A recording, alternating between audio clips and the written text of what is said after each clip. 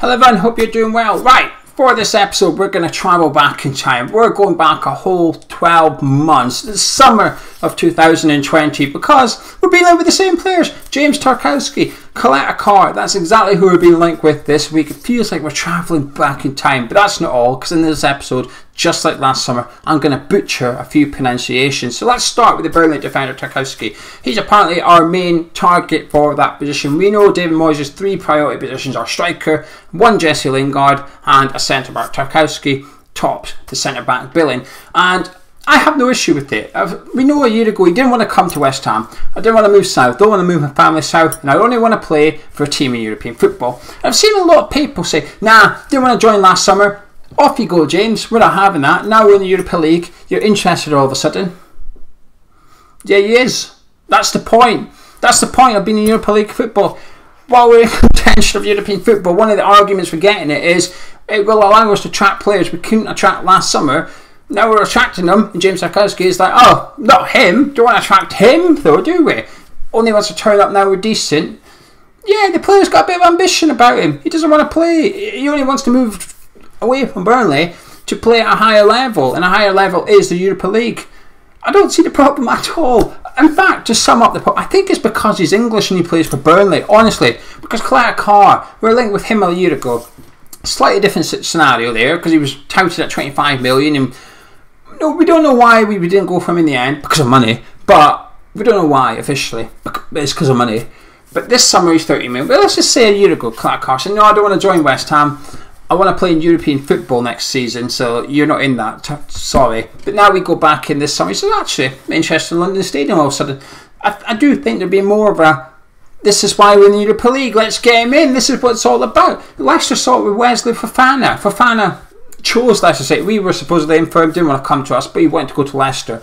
Because of the Europa League. This is why we're in the competition, to attract better players. Tarkowski is a better player. He goes straight into our defence. Him and Ogbonna. He barges Craig Dawson out of the team. I know there's a lot of Craig Dawson fans out there, but I'm sorry, but he's a much better footballer than what Dawson is. The only thing I've got against him is his age. He's 29. Saying that, you can play at the Premier League at a decent level, or expected to play at a decent level, to 32, 33 in the centre-back role, aren't you?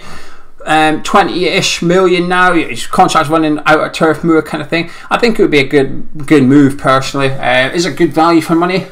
Possibly not, but what is, you know, would I prefer caleta-car? I've only seen him once. I saw the guy once for 90 minutes. That was against England the other day, and I thought he looked good, and I did the video and said I thought he looked classy, and someone said he looked rubbish and he didn't know what I was watching, so it shows you what I know. But Moyes will see him when Croatia take on Scotland. But that's the two centre-backs we've been linked with. Being linked with more. Before I get into them, point you in direction of our sponsors, 5 Yards online transfer market for football fans. So if you think you know some of these players, or you think you knew them before they were good, this is what you need to get involved in. You can buy the players at the current transfer market rate on their website. If they increase in price in real life, if they perform in real life, you cash in, you make a little bit of money. But a massive thank you to 5 Yards. And if you don't want to, it is a gambling app, though. If you don't want to get involved in that site, you can still join up and get involved in the scout reports, put your reports up against players, watch them rise, and then you can brag about it. You can come on here in the comments and say, told you about that player. Here's some evidence 6 months ago when I pointed him out when he was worth 10 million, he's now worth 40 million. Happy days. But back to the transfer targets and back to butchering names. I'm going to start with the first one tonight. Italia Salazzi, don't know how to pronounce his name, as you can tell. Centre back from Fenerbahce and Hungary, who have just played against Portugal. Didn't watch that game. I was busy, but I'm looking forward to the France Germany one though. We're being linked to him as well. I don't know too much about him, but I'm just here to read out the rumours, that's all.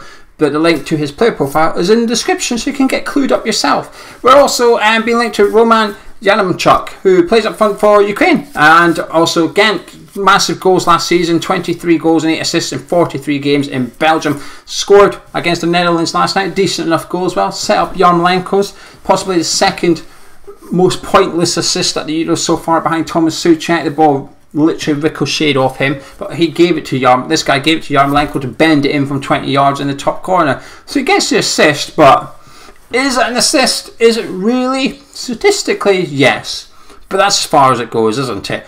And like I said, I've only seen this guy a handful of times. That's for Ukraine, but the next two group games, I'm going to be watching him, and I'm going to be mentioning him in my player watch video whenever it is, Friday maybe, when I've seen Ukraine play their next game.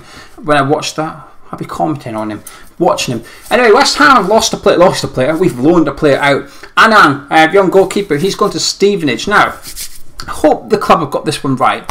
I was a bit critical over the Felipe Anderson loan last season, who's been linked to Lazio, but I'm not going to go into that. No point, is there?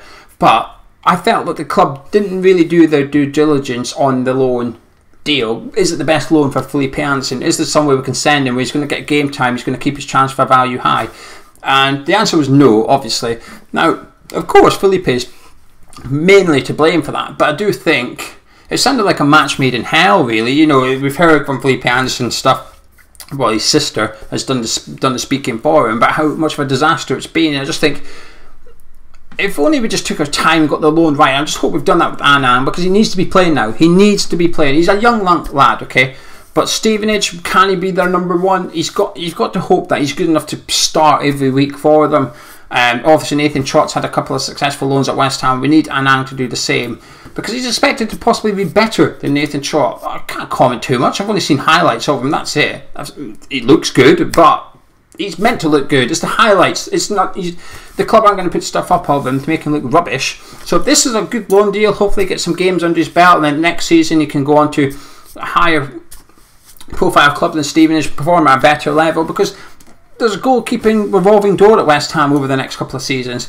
The next player we've been linked with is the next player I can't also pronounce, who Racing Genk. He played from is Paul Odoichu.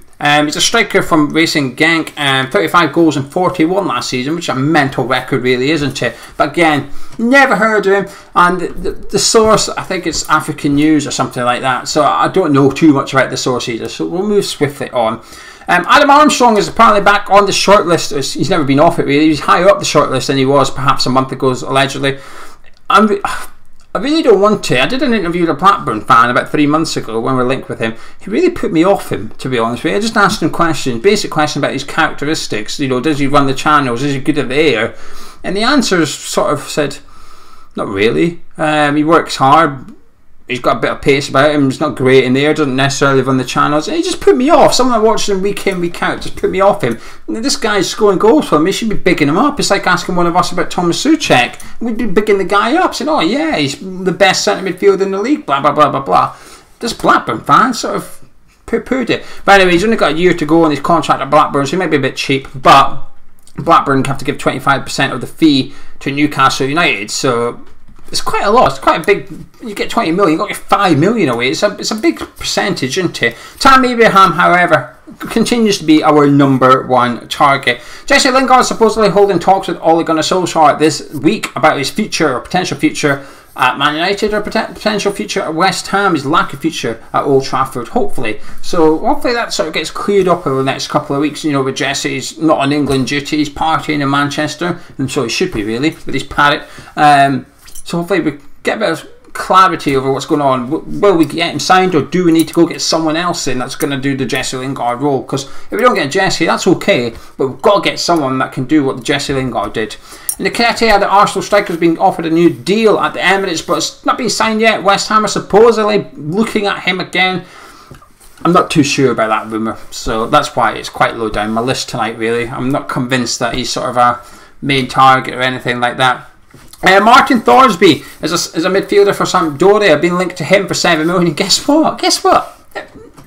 Never heard of him either. I'm not very good at this game, am I? I'm just reading out rumours for you. But yeah, hopefully somebody. I said Martin. His name's not even Martin. I just can't even. I think it's Morden. I can't even read my own. It's not Martin, is it? It's not going to be a Martin. I think he's Italian. It's not going to be a Martin. I think it's Morton. Morden. M. Thorsby from Sampdoria for 7 million. I'll put a link to his profile and description. It's probably best to just check that, really. Then Firpo, the Barcelona left back. Apparently Barcelona want to sell him to West Ham because AC Milan only want to loan him. They don't want to loan him out. They want to cash in on him, and that is sort of making Barcelona opt for him to go to the London Stadium rather than head over to San Siro. Again, I heard of him plenty. He's one of them names. There's just some names you know the player because he's linked to your club so often. You feel like you know him, but you don't because you've still never watched them. Do you know what I mean? I'm trying to think of another example, and I can't really. This is a really, like that Hans Vanken guy. Do you know the guy over in Belgium, that Hans Vanken? No, I'm not saying that. Hans Vanken. Him. Okay? Him. It's one of those names that I feel like I've seen him play because I know the name so well, but I haven't. Still not watched him. The last guy, David Martin, he signed a new deal. We sort of knew that. The club gave away when the released players list, well, it's the retained players list got published in the Premier League, and the club had to confirm that XYZ had left under 23s, under 21s and so on, and that Fabian Balbuena was leaving. David Martin wasn't mentioned, so they kind of gave away that David Martin was getting a new deal, but it's been confirmed, a new 1-year contract. Makes sense. Obviously, when you've got the Europa League, you've got to have and the Premier League, you've got to have a quota, you've got to have 8 players that are homegrown, so they've got to have been signed with the English FA for 3 years between the ages of 15 and 21, so it ticks that box really. It's a third choice goalkeeper for us in the competition.